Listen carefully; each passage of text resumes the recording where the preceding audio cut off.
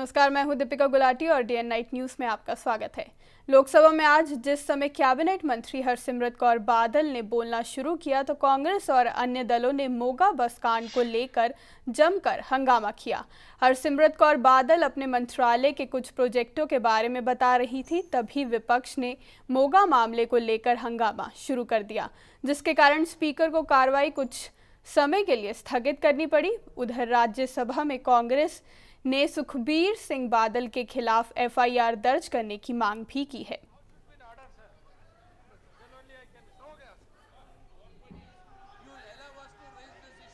पंजाब मोगा के मुद्दे को लेकर खड़े हुए थे। आपने कहा कि दूसरे सदस्यों ने, हमारे सीनियर लीडर्स ने दूसरी पार्टी के नोटिस दिया है डिफरेंट इश्यूज पर, तो उसके बाद इस पे बोलने की इजाजत दी जाए। हम समर्थन करते हैं हमारे साथियों ने जो मुद्दे उठाए, चाहे बिहार का लेकर या दूसरा मुद्दा, लेकिन ये मोगा का जो इशू है ये बहुत बड़ा सीरियस इशू है।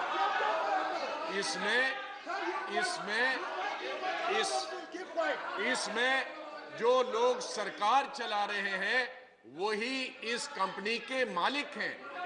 तो क्या जो पुलिस ने कार्रवाई की है उस पे सिर्फ उन लोगों को जो मॉलेस्टेशन में शामिल थे सिर्फ उनको पकड़ने का नहीं, बल्कि जिस कंपनी के जो मालिक हैं जब तक उनके खिलाफ भी कार्रवाई नहीं होती तो ये काम तो अधूरा रहेगा। इसलिए हम जानना चाहेंगे कि जो एफआईआर लॉन्च हुआ है वो कंपनी के मालिकों के खिलाफ भी हुआ है कि खाली ड्राइवर और कंडक्टर और जिसने मॉलेस्टेशन में इन्वॉल्व है उनके लिए। जब तक कंपनी के मालिकों के खिलाफ एक्शन नहीं लिया जाता है तो केस अधूरा रहता है। मोगा बस कांड पर बोलते हुए कैप्टन अमरिंदर सिंह ने कहा कि पंजाब में कानून व्यवस्था ठीक नहीं है, जिसके कारण उन्होंने प्रदेश में राष्ट्रपति शासन लगाने की मांग की है। मोगा में तो एक हुआ है, पता नहीं कितने हो गए। मेरा ख्याल मोगे के अगले दिन किसी और बस, जुजार बस में भी एक किसी को बाहर निकाल के फेंका था ऐसे। तो ये तो जब तक कानूनी अवस्था नहीं रहेगी ये तो होता रहेगा। ज़कीउर रहमान लखवी के बेगुनाह होने का दावा करते हुए प्रतिबंधित संगठन जमात उद दावा के प्रमुख हाफिज सईद ने कहा है कि भारत 2008 के मुंबई आतंकवादी हमले के मामले में लखवी को सजा दिलाने के लिए संयुक्त राष्ट्र और अमेरिका के माध्यम से पाकिस्तान पर दबाव बनाने की कोशिशें कर रहा है। सईद ने कहा कि भारत के पास लखवी के खिलाफ कोई सबूत नहीं है। उसने लखवी को सजा दिलाने के लिहाज से पाकिस्तान की सरकार पर दबाव बनाने के लिए हताश में संयुक्त राष्ट्र और अमेरिका से संपर्क किया है। भारत और संयुक्त राष्ट्र को पाकिस्तान की न्याय प्रणाली में दखल देने का कोई हक नहीं है। भारत ने पहले कभी पाकिस्तानी अदालतों के फैसलों को कबूल नहीं किया है। लश्कर-ए-तैयबा के संस्थापक ने कहा है कि लखवी बेगुनाह है क्योंकि मुंबई आतंकवादी हमले के मामले में शामिल होने को लेकर उनके खिलाफ कोई सबूत नहीं है। देखिए, हाफिज सईद कहते हैं क्या नहीं कहते, उसका प्रभाव न सरकार की नीति पर पड़ता है न हमारे पक्ष पर पड़ता है। जहां तक भारत का प्रश्न है, आतंकवाद को लेकर के, अलगाववाद को लेकर के नीति बड़ी स्पष्ट है, कंसिस्टेंट है और हम सक्षम भी हैं हर प्रकार की परिस्थिति से निपटने के लिए। पहली बात तो ये कि हाफिज सईद जो है वो हिंदुस्तान के लिए वो कोई अहमियत नहीं रखता है। उसका जो एक आउटफिट है या उसकी जो अपनी एक छवि है वो पूरी दुनिया के लिए क्या है वो सब जानते हैं। वो क्या कहता है उस पर बयान, उसके बयान से हमें विचलित नहीं होना चाहिए। भारत मानता है कि लखवी जो है वो मास्टरमाइंड है। पाकिस्तान को इस पर गौर करना चाहिए और पाकिस्तान इसके लिए जिम्मेदार है कि उस केस को जो है कमज़ोर कर रहा है और लखवी को राहत दिलवा रहा है। हाफिज सईद ने बोला है कि लखवी जो है उसके खिलाफ, पाकिस्तान में बोला है कि उसके खिलाफ कोई चार्जेस नहीं है और उसको छोड़ देना चाहिए। मैं कहूँगा कि हाफिज सईद एक खुद पाकिस्तान का माना हुआ टेररिस्ट था। बॉम्बे ब्लास्ट की प्लानिंग में भी ये शामिल था और अभी भी भारत के खिलाफ आग उगलता रहता है। ये सिर्फ कुछ नहीं, झूठ का पुलिंदा है। आप मानेंगे कि पेशावर में जब बच्चों के स्कूल के ऊपर हमला हुआ था, तब भी इसने कहा था कि हिंदुस्तान का इस अटैक में हाथ है। तो बताइए, ये झूठ का पुलिंदा है। पूरी दुनिया जानती है कि हाफिज शरीफ, पूरी पाकिस्तान की जनता जानती है कि हाफिज शरीफ सिवाय झूठ बोलने के कोई काम नहीं करता। अगर नकवी इनोसेंट है तो दुनिया में फिर दोषी कौन है? अब चोर चोर मौसेरे भाई वाली बात है कि हाफिज सईद लखवी को सर्टिफिकेट दे रहे हैं, तो इसका कोई मतलब नहीं है, कोई अर्थ नहीं है। जाहिर है दोनों एक ही जो विचारधारा है उसके प्रतीक है, इसलिए उनकी बात पर कोई वजन देना बेकार है। तो चोर चोर मौसेरे भाई, उसमें कौन, तो वो करेगा नहीं तो और कौन करेगा? निश्चित तौर से हाफिज सईद जैसा आतंकवादी जो है वो ज़कीउर रहमान लखवी को जो है वो सर्टिफिकेट नहीं देगा तो कौन देगा? वैसे भी हिंदुस्तान के खिलाफ आग लगातार उगल रहा है। हिंदुस्तान का दुश्मन एक तरीके से हाफिज सईद है, पाकिस्तान को उकसाता रहता है, आतंकवादियों को संरक्षण में पल रहा है, और उसका फार्मूला है दुश्मन का दुश्मन हमारा दोस्त। तो फिर लखवी चूंकि हिंदुस्तान का दुश्मन है, उसने हिंदुस्तान में घटनाएं कराई हैं, तो हाफिज सईद उसका पक्ष लेगा, ये कोई नई बात नहीं है। लेकिन हिंदुस्तान सरकार को सोचना चाहिए कि सारे आतंक फैलाने वाले पाकिस्तान के संरक्षण में पाकिस्तान में हैं, हमको मालूम भी है, लेकिन हम क्यों चुपचाप बैठे हैं? चुनाव से पहले प्रधानमंत्री जो कहते थे उसको पूरा क्यों नहीं कर रहे हैं? हमारे देश के नौजवान रोज क्यों शहीद हो रहे हैं? इन सब बिंदुओं पर भी सरकार को जवाब देना चाहिए। नहीं, उसकी क्या अहमियत है? हाफिज सईद या इस किस्म का कोई और आतंकवादी या कोई और उनका सहयोगी अगर ये कहे कि वो मासूम है और उसने कोई गुनाह नहीं किया, और विशेष तौर पर आप देखें तो कोई भी आरोपी जिस पर गंभीर स्वरूप के आरोप भी लगते हैं या सादे आरोप भी लगते हैं, वो अपने आप को गुनहगार कभी नहीं कहता। वो हमेशा ये कहता है कि भाई मैं बेकसूर हूँ। ये तो फिर बाद में जो सबूत होते हैं उनके आधार पर ये मामला सारा कानूनी प्रक्रिया के साथ में साबित किया जाता है। तो इसमें कोई अचंभे की बात नहीं है, कोई ताज्जुब की बात नहीं है कि हाफिज सईद ने लखवी के हक में ये कहा कि वो बेगुनाह है। आम आदमी पार्टी का विवादों से पीछा छूट ही नहीं रहा है। पार्टी की एक महिला कार्यकर्ता ने वरिष्ठ नेता कुमार विश्वास पर आरोप लगाया है कि वह उसके साथ उनके अवैध संबंधों को लेकर फैली झूठी अफवाहों को खारिज नहीं कर रहे हैं, जिनकी वजह से उसकी प्रतिष्ठा दांव पर लगी हुई है। इस आरोपों के बाद कांग्रेस और भाजपा ने आपके खिलाफ मोर्चा खोल दिया है। महिला कार्यकर्ता से इस बाबत शिकायत मिलने के बाद दिल्ली महिला आयोग ने विश्वास और उनकी पत्नी को मंगलवार को तलब किया है। पार्टी की एक महिला कार्यकर्ता के साथ कथित अवैध संबंधों की अफवाह मामले में कुमार विश्वास को आज दिल्ली महिला आयोग के सामने पेश होना है। विश्वास को आज दोपहर 3 बजे पेश होना है, लेकिन खबरों के मुताबिक कहा जा रहा है कि विश्वास आज पेश नहीं होंगे। विश्वास को दिल्ली महिला आयोग का नोटिस अब तक नहीं मिला है, लिहाजा उन्होंने पेश नहीं होने का निर्णय लिया है।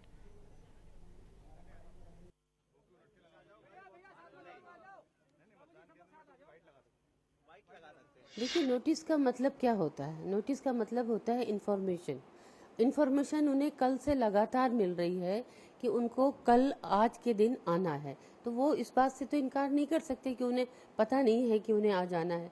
अगर कागज़ का एक टुकड़ा ही उनके लिए इन्फॉर्मेशन है और ये कि मुझे कागज़ का टुकड़ा नहीं मिला तो मैं नहीं आऊँगा, तो ये तो ठीक है, वो नहीं आना चाहते नहीं आए, मगर अगर वो आएंगे और बैठ के बात करेंगे तो मैं समझती हूँ कि उनके लिए ही अच्छा होगा, क्योंकि इस मामले को ज़्यादा आगे ना बढ़ाया जाए, मैं यही चाहती हूँ। जाने का सवाल तो तब पैदा होता है ना जबकि हमारे पास नोटिस हो।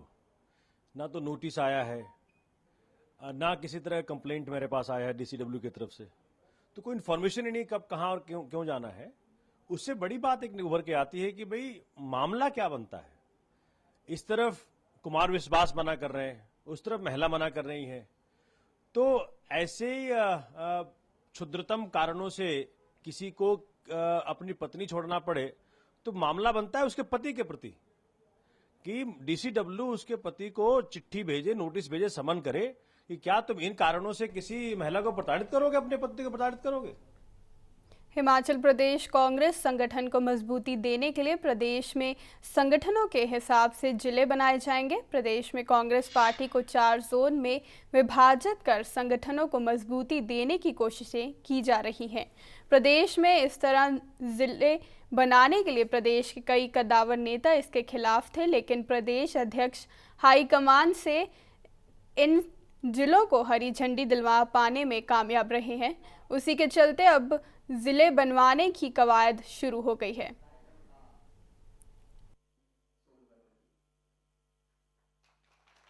ये न्याय संगत और पार्टी के हित में है, और जो फैसले पार्टी के हित में होते हैं उसमें कोई राजनीति नहीं होनी चाहिए, क्योंकि हमारा मकसद और उद्देश्य पार्टी के संगठन को मजबूत करने का है। तो इस बारे में उनसे भी बात की जाएगी और हमारी बातचीत कई बार इस मुद्दे पर हुई है उनसे।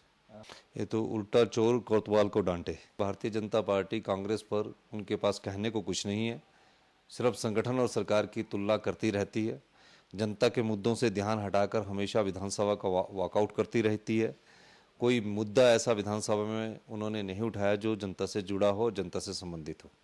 प्रदेश सरकार और संगठन के कई नेताओं के विरोध के बावजूद भी कांग्रेस पार्टी और पार्टी अध्यक्ष ने प्रदेश में नए संगठनात्मक जिले बनाने की कवायद शुरू कर दी है। देखना होगा कि संगठन को मजबूती देने के नाम पर जो नए जिले बनाए जा रहे हैं वह आने वाले समय में कांग्रेस पार्टी या पार्टी अध्यक्ष उससे संगठन को कितनी मजबूती दिला पाते हैं। कैमरा पर्सन राकेश के साथ Vishal Thakur, DNI news, Shimla. Himachal Congress committee के महासचिव रामलाल ठाकुर ने एक प्रेस वार्ता के दौरान स्टेडियम की जमीन को लेकर कई सवाल खड़े किए हैं, जहां एक और रामलाल ठाकुर ने कैबिनेट मीटिंग के डिसीजन का हवाला देते हुए एसोसिएशन की मांग से पहले ही स्टेडियम की जमीन को 1 रुपये लीज पर देने की बात कही है। तो वहीं अनुराग ठाकुर के बुकीज मामले को भी शर्मनाक बताया है। हिमाचल प्रदेश में HPCA को लेकर कई सवाल खड़े हुए हैं, तो वहीं HPCA अध्यक्ष अनुराग ठाकुर भी अक्सर सवालों के घेरे में रहते हैं। एक बार फिर अनुराग ठाकुर पर आरोपों के बादल मंडराने लगे हैं। HPCA स्टेडियम जमीनी मामले पर हिमाचल कांग्रेस कमेटी के महासचिव रामलाल ठाकुर ने एक प्रेस वार्ता के दौरान स्टेडियम की जमीन को लेकर कई सवाल खड़े किए हैं। रामलाल ठाकुर ने कहा है कि 27 मई 2002 को HPCA को 1 रुपये लीज पर स्टेडियम की जमीन दी गई, जबकि एसोसिएशन द्वारा 7 जून को स्टेडियम की जमीन को लेकर मांग भी की गई थी। साथ ही उन्होंने कहा कि पूरे देश में सिर्फ हिमाचल में ही एक क्रिकेट एसोसिएशन होटल चलता है।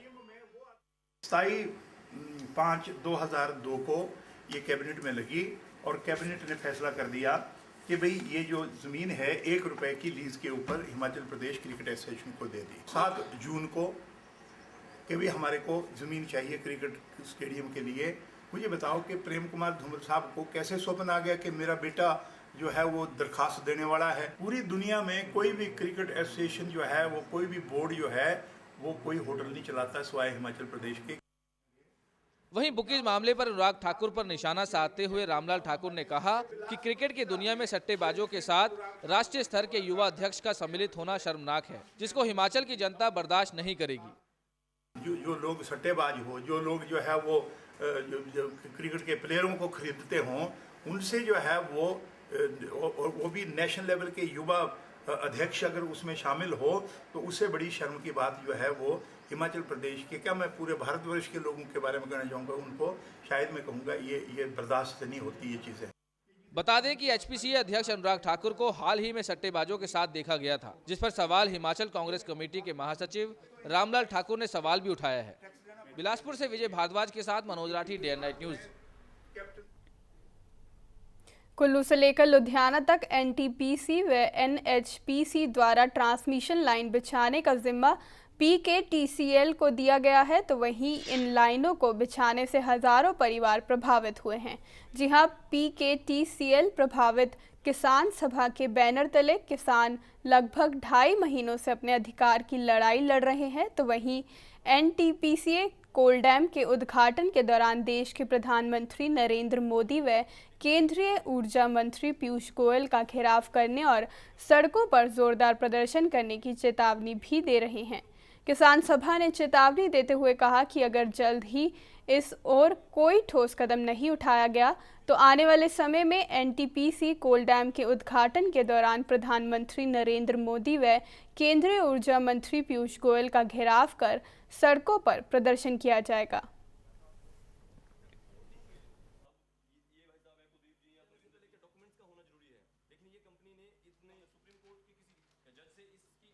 पार्वती कोल डैम ट्रांसमिशन लाइन जो कुल्लू से लेकर एनटीपीसी व एनएचपीसी ने लुधियाना तक जो लाइन बिछाया है, ये सारे के लाइन में कुल हिमाचल के करीब 10,000 फैमिलीज जो के प्रभावित हैं। प्रोजेक्ट की जो लाइन है, जो ट्रांसमिशन लाइन है, वो 2 नंबर में बिछाई गई है। हिमाचल के किसानों की जो जमीन बिजली प्रोजेक्टों के नाम पर इन प्राइवेट कंपनियों के द्वारा व ट्रांसमिशन कंपनियों के द्वारा सरकार की मिलीभगत के साथ जो उनको दी जा रही हैं। लंबे समय से प्रदर्शन कर रहे कंप्यूटर लैब सहायकों का अनुबंध खत्म होने के बाद शिक्षा विभाग ने उन्हें दोबारा बाहर का रास्ता दिखा दिया है। कंप्यूटर लैब सहायकों को सोमवार को बातचीत के लिए बुलाया गया था, जिसमें लैब सहायकों की मांगों पर कोई हल नहीं निकला। हरियाणा कंप्यूटर लैब सहायक संघ के प्रधान सुरेंद्र पेयोत ने बताया कि मुख्यमंत्री के साथ हुई बैठक में कोई फैसला नहीं हुआ है। सुरेंद्र ने कहा कि अब लैब सहायक 7 मई को मुख्यमंत्री के करनाल स्थित आवास का घेराव करेंगे।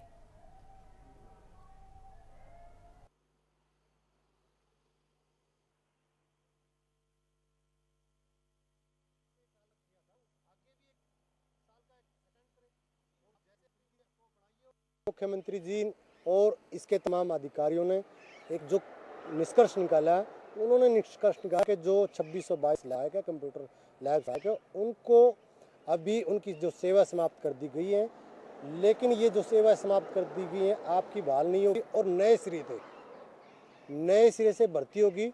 इस मुद्दे को लेकर ओआईडी से और उनके अधिकारियों से 2 घंटे बैठक रही, लेकिन किसी तरह की कोई सहमति नहीं बन पाई।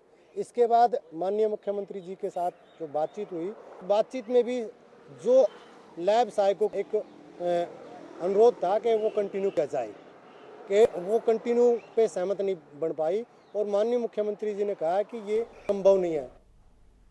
गोहाना में इलाहाबाद बैंक की मेन ब्रांच पर बिल्डिंग मालिक ने बैंक के गेट पर ताला लगा दिया है। बैंक की बिल्डिंग के मालिक ने बताया कि उसने बैंक को अपनी बिल्डिंग 17 साल पहले 15 साल के लिए किराए पर दी थी, लेकिन समय पूरा होने के बाद भी बैंक इन बिल्डिंग को खाली नहीं कर रहा था, जिसके चलते मकान मालिक की तरफ से कई बार बिल्डिंग खाली करने के लिए कोर्ट नोटिस भी भेजा गया, लेकिन बैंक की तरफ से कोई जवाब नहीं मिला, जिसके बाद बिल्डिंग मालिक ने बैंक के मेन गेट पर ताला लगा दिया। वहीं बैंक बंद होने की वजह से बैंक में आने वाले उपभोक्ताओं को कई तरह की परेशानी का सामना करना पड़ रहा है।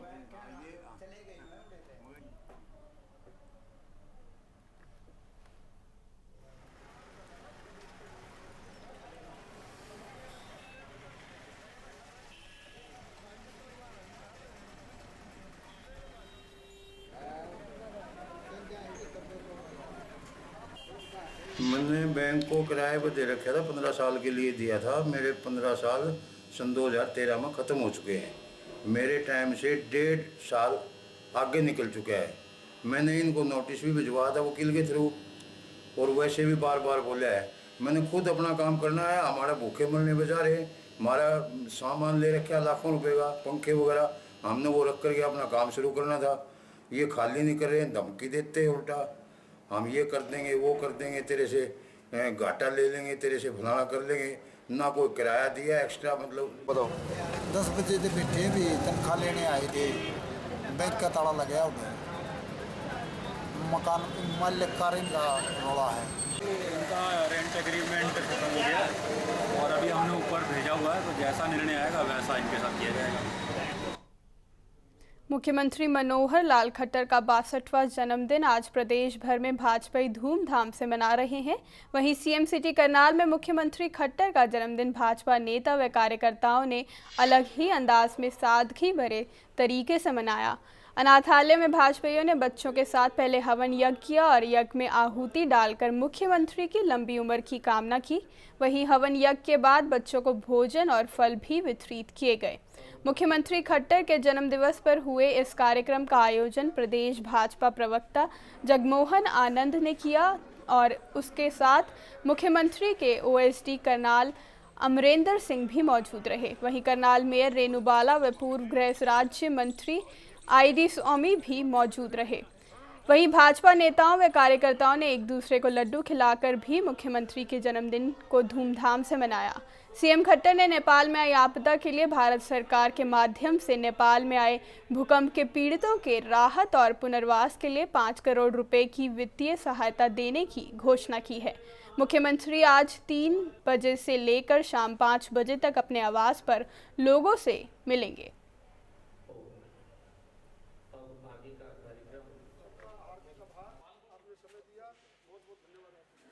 आज माननीय मुख्यमंत्री जी श्री मनोहर लाल जी का जो 61वां जन्मदिन उन्होंने 61 वर्ष अपने पूरे किए और 62वें जन्म में उन्होंने प्रवेश किया।